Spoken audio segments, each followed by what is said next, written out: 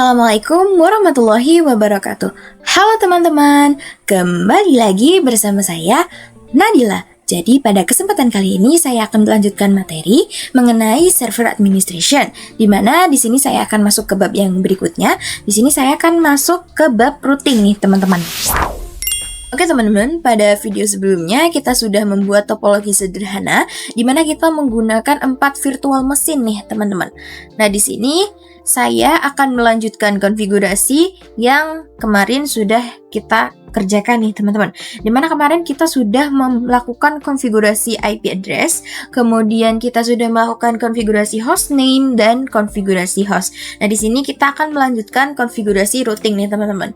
Nah sebelumnya saya akan melakukan modifikasi nih, sedikit modifikasi, dimana pada video sebelumnya yang berperan sebagai router itu adalah Debian. Nah sekarang saya akan ganti yang berperan sebagai router itu adalah Ubuntu nih teman-teman. Nah teman-teman gak usah khawatir karena konfigurasinya itu sama ya teman-teman. Jadi ini hanya mengganti VM-nya saja. Nah kita akan masuk ke materi routing nih teman-teman. Oke, jadi apa aja sih yang akan kita pelajari pada routing ini?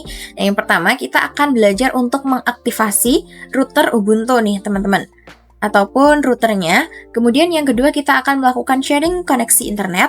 Dan yang terakhir ataupun yang ketiga itu ada konfigurasi NAT, resolver, dan IP table persistent nih teman-teman.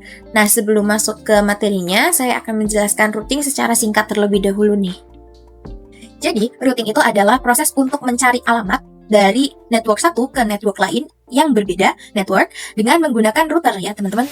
Nah oke teman-teman, jadi seperti yang kita tahu kalau misalkan server dan klien itu memiliki network ID yang berbeda ya teman-teman. Jadi nanti antara server dan klien mereka berdua ini tidak saling terhubung. Mengapa? Karena mereka memiliki network ID yang berbeda. Nah gimana sih caranya supaya server dan klien itu bisa saling terhubung? Nah kita bisa lakukan aktivasi router nih teman-teman pada routernya. Tanpa berlama-lama mari kita langsung masuk saja ke materinya ya teman-teman. Oke, di sini pertama kita masuk terlebih dahulu ke routernya ya teman-teman. Nah, di sini teman-teman bisa cek IP-nya. Nah, di sini untuk router NPOS 3 itu ada 192.168.52.2. Kemudian NPOS 8 itu 172.16.1.1. Kemudian yang NPOS 9 itu 10.10.10.1 ya, teman-teman. Nah, di sini yang pertama akan kita lakukan adalah melakukan aktivasi pada routernya. Nah, gimana caranya? Teman-teman bisa masuk terlebih dahulu ke root nih. Nah, selanjutnya kita bisa lakukan aktivasi router pada direktori sysctl. Sama teman-teman masuk terlebih dahulu /sysctl.conf.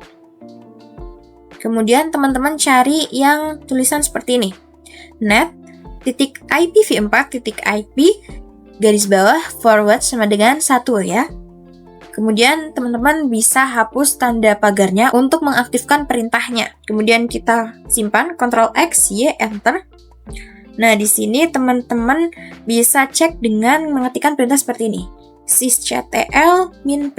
Nah, jika nanti keluarnya net.ipv4.ip garis bawah forward sama dengan 1, berarti untuk aktivasi routingnya itu sudah berhasil ya, teman-teman.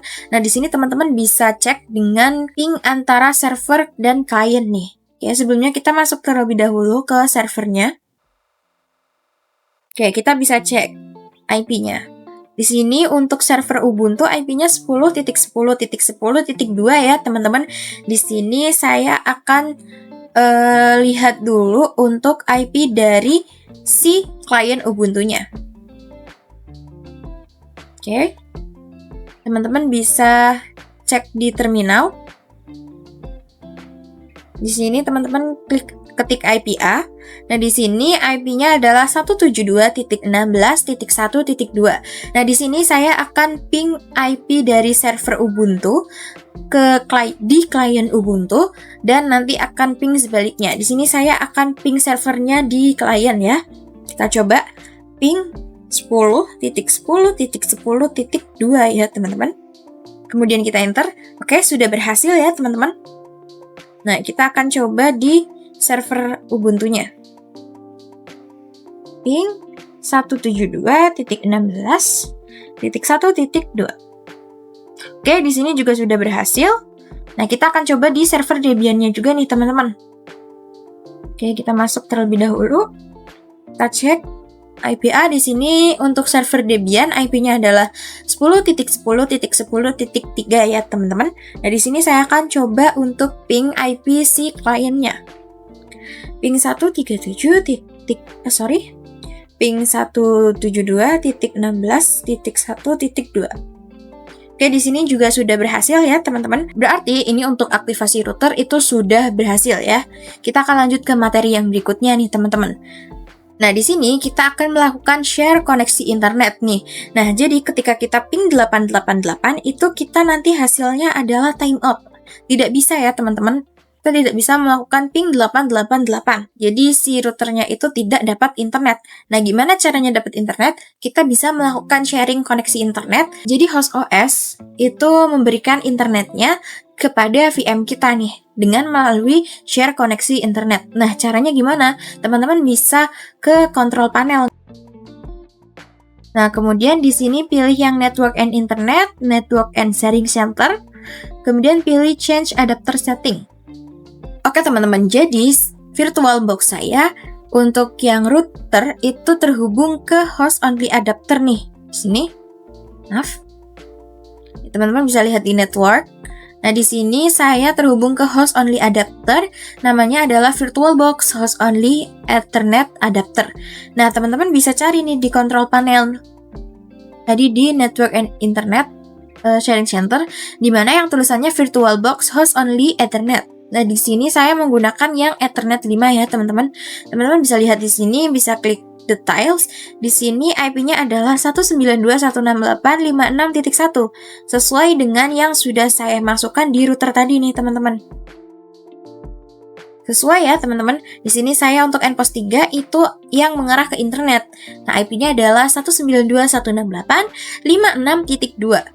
Nah, di sini kita akan sharing internet dari Wi-Fi CP-CP ini ke Ethernet 5, di mana itu adalah Ethernet sumber internet untuk VM saya. Teman-teman bisa klik Wi-Fi-nya, kemudian klik kanan, kemudian klik Properties, kemudian klik Sharing, kemudian ini kita aktifin, pilih yang Home Network Connection. Kemudian kita pilih yang Ether 5 karena di sini VirtualBox saya itu ada di Ethernet 5 ya, teman-teman. Kemudian klik OK. Nah, di sini ada pemberitahuan nih. Kalau misalkan kita mengaktifkan sharing internet ini, maka si VirtualBox host only Ethernet ataupun Ethernet 5 itu IP-nya akan berubah menjadi 192.168.137.1 nih, teman-teman. Nah, kita klik yes. Kita cek di Ethernet 5, kita klik detail.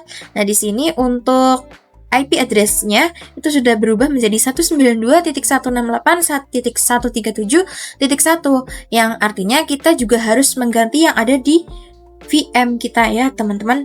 Nah, di sini kita bisa klik routernya. Kemudian kita akan melakukan editing IP-nya nih, teman-teman. Nano slice etc slice net VLAN 00 kemudian tab. Oke, di sini kita hanya perlu mengganti untuk address sama gateway-nya saja untuk yang endpost 3 ya, teman-teman. Di sini jadi 137 titik, misalkan di sini saya kasih 10 ya. Kemudian sini juga diganti 137.1 tadi gateway-nya. Kemudian Ctrl X ya, kemudian enter, kemudian kita ketikkan net LAN apply. Pastikan tidak ada error ataupun warning apa-apa ya, teman-teman. Kemudian kita klik IPA. Nah, di sini IP-nya sudah berubah. Yang tadinya 192.168.56.2 sudah berubah menjadi 192.168.137.10 nih, teman-teman. Kita akan coba nih. Kita coba ping 888. Ping 8888. Oke, sudah berhasil ya, teman-teman. Nah, oke teman-teman, kalau sudah berhasil berarti di sini router kita sudah dapat internet nih, teman-teman. Karena sudah bisa ping 888. Tapi yang teman-teman perlu tahu ketika kita ping Google.com itu belum bisa ya teman-teman, temporary, karena kita belum melakukan konfigurasi untuk resolvernya. Tapi sebelum itu, teman-teman perlu ingat nih, kalau misalkan di sini yang sudah mendapatkan koneksi internet itu hanya routernya saja. Kita bisa buktikan pada server dan klien, mereka ini belum mendapatkan internet nih. Jadi mereka belum mendapatkan internet. Kita bisa coba dengan ping 8888. Ya, di sini belum bisa. Kenapa? Karena yang mendapatkan internet itu hanya router saja. Nah, gimana caranya supaya si router ini bisa membagikan internetnya dia ke seluruh VM yang terhubung dengan routernya? Misalkan ke servernya ataupun ke kliennya. Teman-teman bisa lakukan konfigurasi NAT ya, teman-teman. Nah, di sini kita kembali ke routernya dulu nih, teman-teman. Nah, di sini kita akan melakukan konfigurasi NAT ataupun di sini berarti IP tables. Nah, pertama-tama teman-teman itu buat terlebih dahulu direktorinya nih, teman-teman. mkdir /etc /IP tables /roles.v4. Oke, sorry, di sini kita akan buat satu-satu ya. Oke teman-teman, di sini kita akan membuat direktori baru, di mana di sini saya sudah membuat direktori /etc/IP tables. Di situ untuk menyimpan konfigurasi IP tablesnya. Kemudian di sini kita bisa ketikkan konfigurasinya. Teman-teman bisa sorry, di sini saya akan clear terlebih dahulu ya. Nah, di sini kita akan melakukan konfigurasi NAT ataupun IP tables ya teman-teman. Untuk apa? Untuk menerjemahkan IP privat menjadi IP public. Seperti itu. Kita akan coba. Nah, teman-teman bisa ketikkan perintah seperti ini. IP tables min T, kemudian NAT, kemudian min A besar. A besar. Kemudian kita ketik post routing min O. Kemudian kita ketikkan sumber internet mana yang akan kita bagikan gitu. Ethernet bagian mana yang akan kita bagikan koneksi internetnya. Di sini kan untuk internet saya terhubungnya di @post 3 ya. ENP0S 3. Kemudian min J mas query. Nah, kemudian kita klik enter. Kemudian kita akan simpan konfigurasinya pada direktori yang sudah kita buat tadi nih, teman-teman. Kita bisa ketikkan perintah seperti ini. IP tables min save. Kemudian lebih dari, kita ketikkan direktorinya /etc /IP tables. Kemudian kita simpan di roles.v4. Kemudian kita enter. Oke, kemudian kita bisa cek di direktori roles v4 apakah konfigurasi NAT tadi sudah tersimpan ya, teman-teman. Teman-teman bisa ketikkan cat, kemudian /etc /IP tables, kemudian roles. Nah, di sini untuk konfigurasi NAT-nya sudah ada ya, teman-teman. Selanjutnya, kita akan coba nih ping 88 di server dan di klien. Kita coba ya. Ping 888. Oke, sudah berhasil ya, teman-teman. Kita coba juga di server yang Debian-nya. Ping 888. Oke, sudah bisa. Terakhir kita coba cek di kliennya nih, teman-teman. Oke, sudah bisa ya, teman-teman. Nah, kita lanjut nih. Ketika kita ping 88 itu sudah berhasil ya, teman-teman. Tetapi ketika kita akan melakukan ping google.com, hasilnya akan temporary kan, teman-teman. Kenapa? Karena kita belum melakukan konfigurasi untuk resolvernya nih, teman-teman. Begitupun di server Debian maupun klien maupun routernya nih, teman-teman. Nah, di sini kita akan coba ya. Ping google.com. Nah, di sini hasilnya temporary ya, teman-teman. Kenapa? Karena tadi sudah dijelaskan bahwa kita harus melakukan konfigurasi resolver terlebih dahulu supaya kita bisa ping Google-nya. Jadi kita akan menambahkan name servernya nih, teman-teman. Ya, teman-teman bisa ketikkan perintah seperti ini ya untuk menambahkan konfigurasi resolvernya. Nano /etc /resolve.conf. Nah, di sini untuk name server yang 127.0.0.53 kita nonaktifkan saja. Kita bisa tambahkan tanda pagar di depan. Kemudian di sini saya akan tambahkan name server yang 8888-nya, teman-teman. Name server 8888. Ctrl X, Y, kemudian Enter. Nah, di sini kita akan coba untuk ping Google nih. google.com. Oke, sudah bisa ya teman-teman. Nah, kita akan coba di server dan kliennya juga nih teman-teman. Kita di server, kita coba ping Google. Oke, masih belum bisa teman-teman. Kita cek nih kenapa belum bisa ya. Nah, teman-teman bisa lihat di sini nih. Kita ke Nano. Di sini kita masuk dulu. Selanjutnya, kita juga perlu menambahkan name server pada server untuk Ubuntu dan Debian-nya juga teman-teman. Begitupun dengan nanti yang kliennya, supaya bisa untuk ping google.com. Nah, apa gitu? Kita coba nih, ping google.com. Nah, dia masih temporary. Kenapa? Karena teman-teman lihat nih di sini.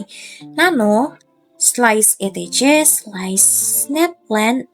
Di sini tidak ada untuk name servernya ya teman-teman, jadi kita perlu tambahin dulu untuk name servernya. Nah, teman-teman bisa ketikkan seperti ini, name server, kemudian bawahnya kita ketik addressesnya adalah 888 ya, 8.8.8.8, kemudian kita kasih koma, kemudian kita ketik lagi 8844. Kemudian Ctrl X, Y, Enter. Dan kita ketikkan netplan apply. Nah, teman-teman pastikan tidak ada warning ataupun error ya. Nah, di sini kita coba ping google.com. Oke, di sini sudah bisa ya, teman-teman. Nah, kita akan lakukan juga di server yang Debian-nya. Kita coba untuk ping google.com. Nah, di sini sudah bisa ya teman-teman untuk yang Debian, tapi memang sedikit agak lambat. Nah, kita coba untuk tambahkan name servernya. Oke, Ctrl C untuk berhenti. Kita bisa ke root terlebih dahulu, zoom in, kemudian kita masukkan passwordnya nih. Oke, di sini teman-teman bisa cek di nano slice etc slice network. Nah, di sini kita akan tambahkan untuk name servernya ya, teman-teman. Di sini kita bisa ketikkan DNS name server 8888. Kita gunakan yang 888 saja, kemudian kita Ctrl X, Y, Enter, kemudian kita restart sistem CTL restart networking. Pastikan tidak ada error ataupun warning ya teman-teman. Nah, kita coba untuk ping Google nih, ping google.com. Untuk Debian ini agak lemot ya teman-teman, ataupun keluarnya ini agak lama, teman-teman bisa tunggu saja, tapi dia sudah berhasil ya teman-teman. Nah, kita bisa berhenti, kita coba cek di kliennya nih teman-teman. Nah, teman-teman bisa konfigurasi untuk name servernya di sini. Nah, oke, teman-teman bisa ikutin langkah-langkahnya ataupun komentarnya seperti ini ya. Di sini kita ketik name server pakai S. Kemudian bawahnya kita tambahkan addresses.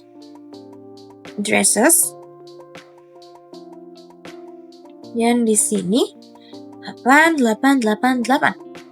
Ctrl X, Y, Enter, kemudian kita ketikkan netplan apply. Oke, pastikan sudah tidak ada error.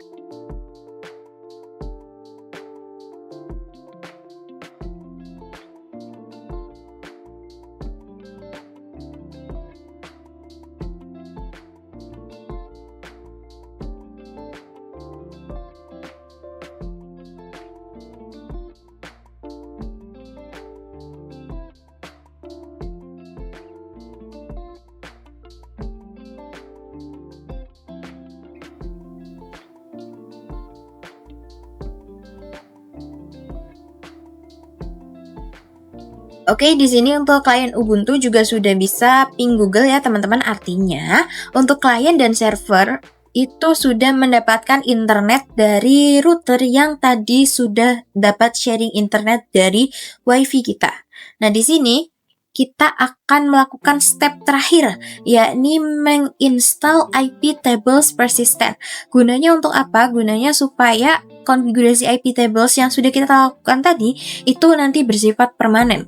Jadi ketika kita melakukan konfigurasi NAT ataupun IP tables, ketika kita nanti tidak menginstal IP tables persistent, maka nanti ketika VM-nya kita power off, kemudian kita nyalakan lagi, kita harus mengkonfigurasi ulang IP tables ataupun konfigurasi NAT-nya tadi ini teman-teman. Nah, supaya tidak mengkonfigurasi ulang ataupun mengulang konfigurasinya dari awal, kita perlu install yang namanya IP tables persistent. Nah, di sini kita kembali ke router ya. Nah, untuk install IP tables persistent, teman-teman bisa ketikkan perintah seperti ini. apt install IP tables persistent. Apt update. Oke, di sini ketika teman-teman nggak bisa untuk IP tables install persistent, di sini ketika teman-teman nggak bisa untuk apt install IP table persistent, teman-teman nanti coba untuk apt update terlebih dahulu ya teman-teman. Kemudian kita tunggu sampai prosesnya selesai nih. Oke, kalau apt update-nya sudah selesai, teman-teman bisa lakukan apt install yang IP table persistent-nya tadi ya teman-teman. Kita klik Y, kemudian enter. Oke, di sini untuk kalau ada seperti ini, teman-teman bisa klik yang yes. Begitupun yang IP V6-nya ya. Jadi untuk IP V4 dan V6-nya bisa klik yes saja. Kemudian tunggu prosesnya selesai sampai 100%. Oke, di sini IP table persistence-nya sudah terinstall. Jadi teman-teman ketika nanti mau mematikan VM-nya, teman-teman ketika nanti mau menyalakan lagi, teman-teman nggak usah lakuin IP tables lagi nih teman-teman, ataupun konfigurasi NAT lagi, karena untuk konfigurasi IP tables itu sifatnya sudah permanen ya teman-teman. Oke teman-teman, mungkin itu saja yang bisa saya sampaikan pada materi kali ini. Semoga teman-teman bisa mengambil pelajaran dari apa yang sudah saya sampaikan. Jika teman-teman suka, jangan lupa untuk like, comment, dan subscribe video ini supaya teman-teman gak ketinggalan nih video-video selanjutnya. Nantikan saya. Bye-bye. Assalamualaikum warahmatullahi wabarakatuh.